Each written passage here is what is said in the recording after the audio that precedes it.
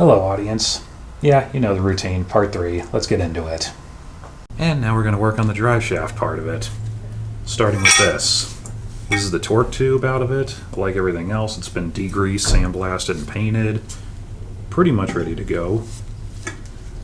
The end of it here, it's got some small cracks in it, probably from people trying to pry the U-joint out of it, I'm guessing, but I'm not worried about it. I'm just going to leave it. These sometimes have a ridge worn in here from this thing, and there's a shim to fix that, but this doesn't have that, so we're not going to worry about it. And if you're wondering, how do you remove this thing?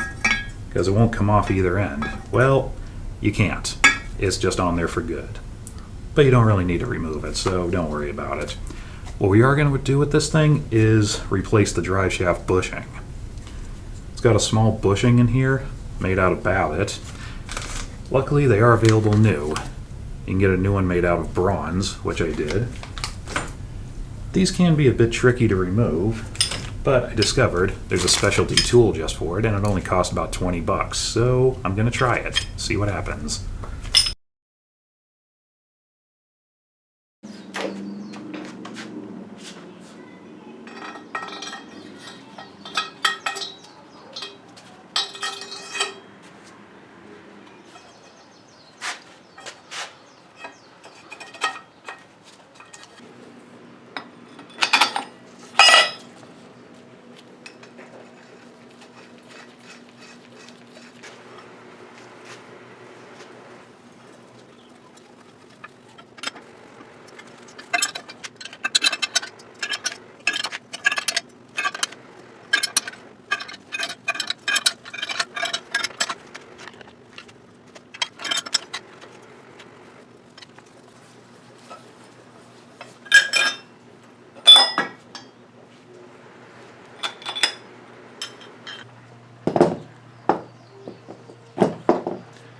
Okay, that worked pretty well. Now this part, it goes inside the bushing, threads to that, and pushes it out. That works just fine. I did have to grind the high spots down a little bit to clear the torque tube, because it was getting stuck in there. Otherwise, it works just fine. So yeah, it was pretty much time to replace it. The thrust surface is pretty well worn out. And if you're wondering, that's what the U-joint rides against. And that's the brand new one. Another thing to point out is these both have a groove in them for grease to run through it. And that groove should line up with the grease cup. So that groove needs to be like right at 12 o'clock when installing it. As you can see, the original has been drilled for it. So we got to remember to drill the new one after installing it.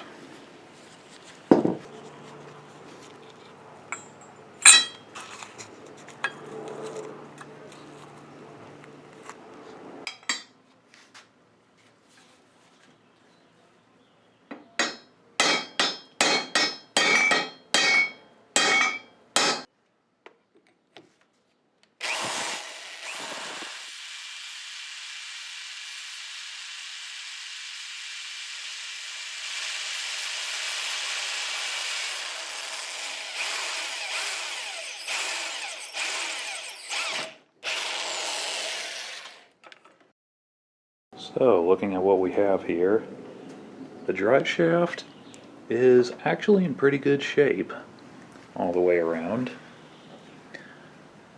The keyway towards the back is pretty good, threads are still good. The pinion bearing inner sleeve, I don't know if you can see, yeah, you can see it, that's cracked all the way through, which is normal. Pretty much every time I see an original one of these, they're cracked. Not sure why.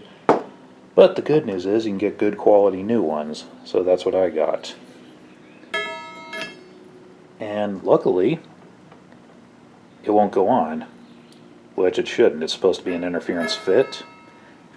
Sometimes when these crack, they can ride on here and wear it down, but that's not the case, so that's good. The pinion bearing housing, it looks okay. The original sleeve in it was starting to age. Yeah, there's some pitting in there. This part here was, well, this thing was rusted and I started chopping it up with a plasma cutter until it came loose. And that worked. Bought a new one, installed it, and that's ready to go. The pinion bearing, at a glance, doesn't look too good. There's some pitting going on this end. But actually, I measured the rollers, and on this end, they have pretty much no wear at all. And over here, where it's pitted, it's only about 2.5 thousandths. Now this is another one of those parts where they are available new, but there's some hearsay about whether or not the new ones are any good, so you're better off using a good original if you can find one. So I'm just going to reuse this one, but I'm going to install it so this side is facing the back towards the pinion gear. The thrust bearing is an original, and yeah, it's got some wear to it, but it still looks good, so I'm going to reuse it. I have a few extras, but they're all in about the same condition, so yeah, just reuse the one it already had in it. Now the bearing surface up here should be exactly 1 inch in diameter.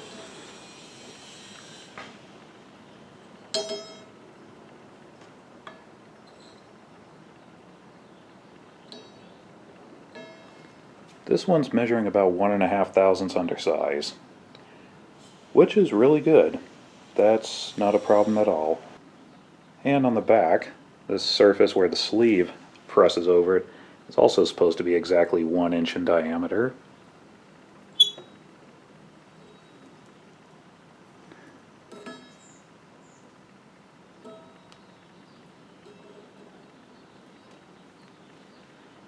And that's only about 1/1000th undersize.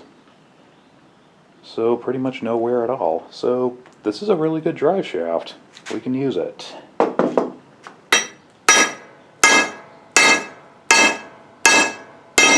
Okay, so I was installing the sleeve, I got it almost all the way down, and then I realized I just made a big mistake. The thrust bearing is supposed to go on first, and then this goes against it. So I attempted hammering this thing off, and it's not moving. It's on really tight. Maybe even too tight, I don't know. But in any case, I don't want to risk damaging the threads on the drive shaft or any of this stuff, so I just had to walk away from it for a while and figure out what to do. And I decided I'll get a new one of these and then just cut a slit through this thing so I can remove it. So I had to just give up and wait for a while until the new one showed up. The good news is we have the new one now, so we can keep moving.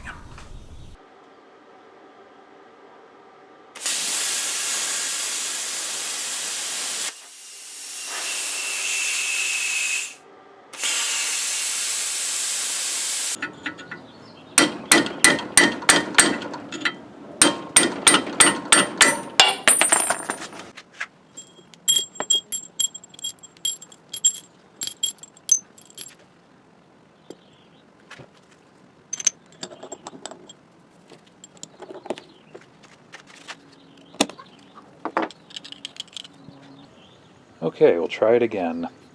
This time with the thrust bearing in place. And I polished this up with a little 220 grit paper. Hopefully that'll help. And we'll use a little oil on it also. Another thing to watch out for is this notch here should line up with the keyway.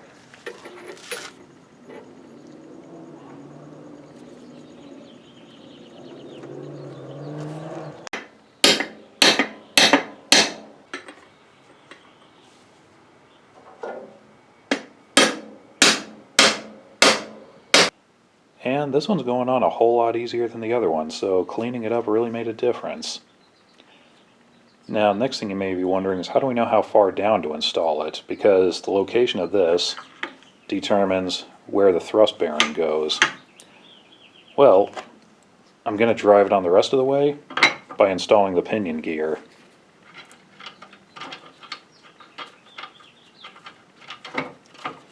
And then just tighten it down until that's bottomed out, and that should place this exactly where it should be.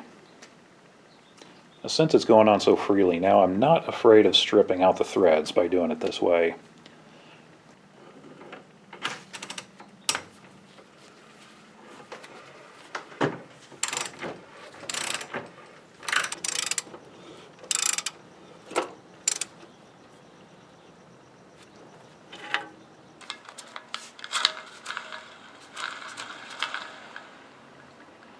I just found out that on these early thrust bearings, there's supposed to be a spacer around here to prevent the roller bearing from crashing into the snap ring.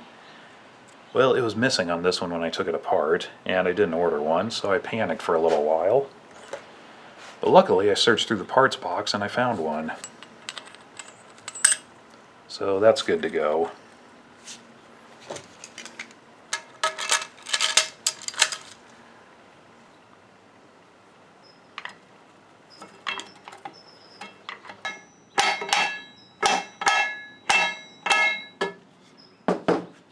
The next big thing to do is to set up the bushing at the front of the torque tube.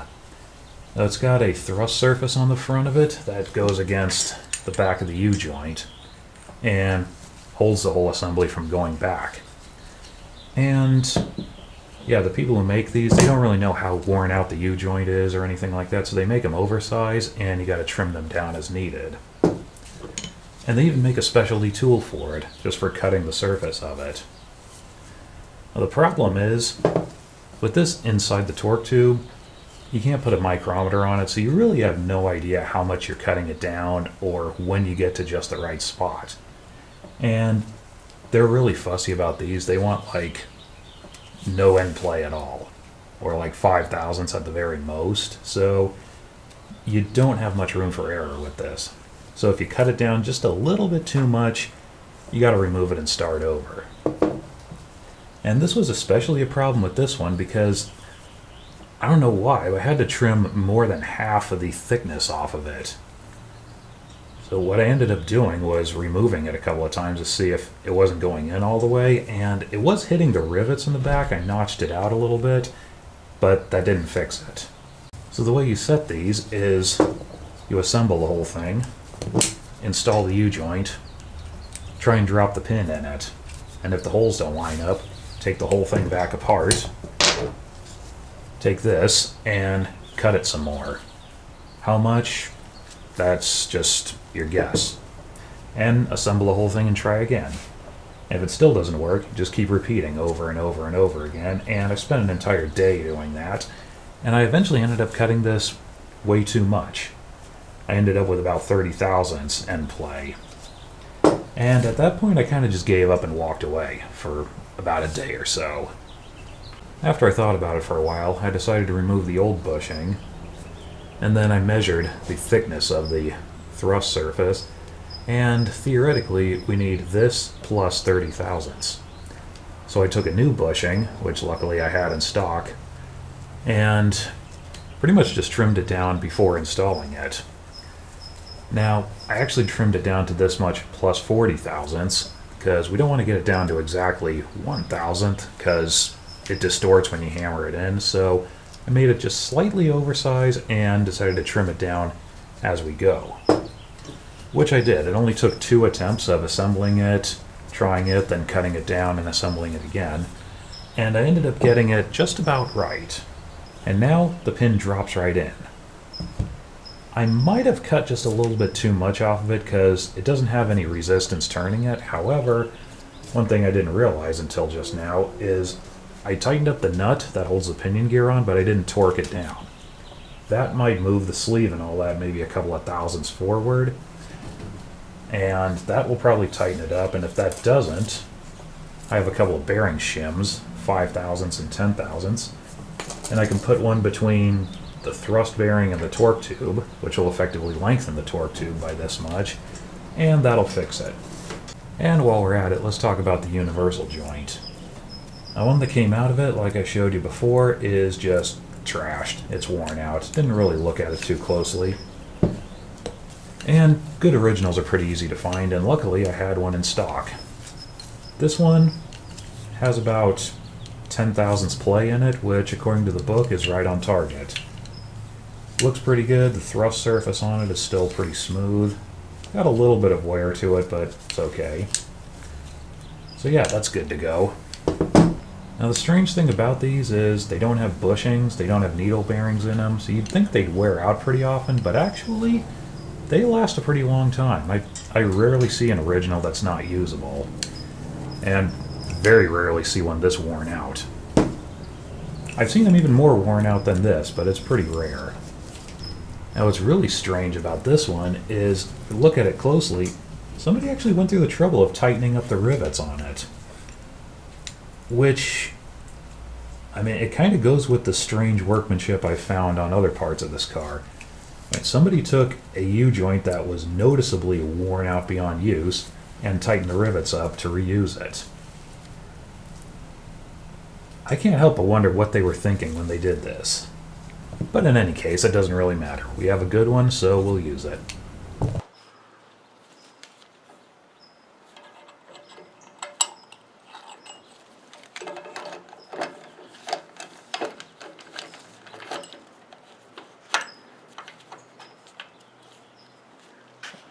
Oh, I don't think I mentioned it before. Also got a new key for it.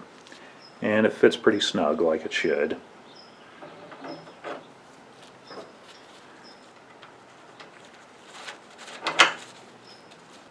Now they want about 70 pound-feet of torque on this. And I say about because this needs to stop somewhere where you can get a cotter pin through it. So we'll get it up around 60, 65 and tighten it however much needed to install a pin.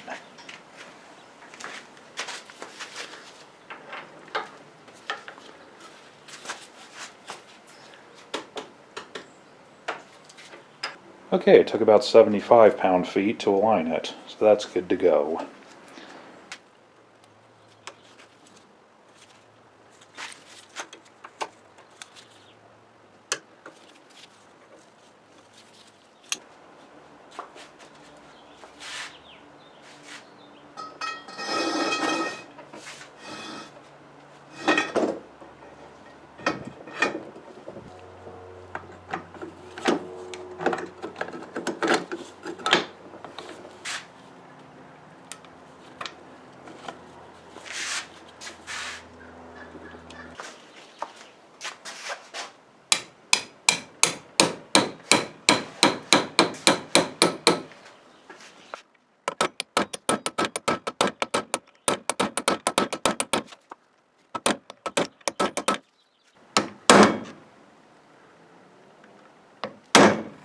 Another little tricky part is the pin needs to be peened over on both ends. So you do the best as you can with a hammer and a punch. Try not to damage the threads. And you don't want to do that great of a job because you may end up having to remove it one day.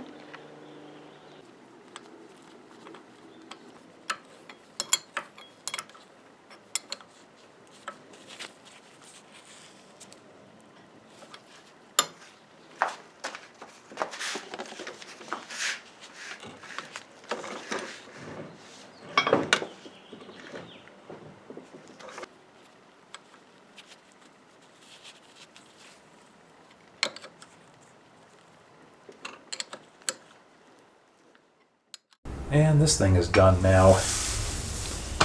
And yeah, torquing this down did tighten up the thrust on it. I had to drive the pin in with a hammer, and it's probably a little too tight now, because it still turns, but with some tension on it. I decided to leave it that way because if I take it apart and cut a little more off the bearing, I'll probably overshoot it and have the same problem all over again. So I decided to leave it this way and let it self-clearance, which it kind of already has. The more I turn this, the easier it's getting. Another important thing is you need to pack the universal joint with grease. In fact, this entire section here where it rides in. I chose to wait until after assembly to pack it because it looks like I can get to it, and it made assembling it a lot cleaner.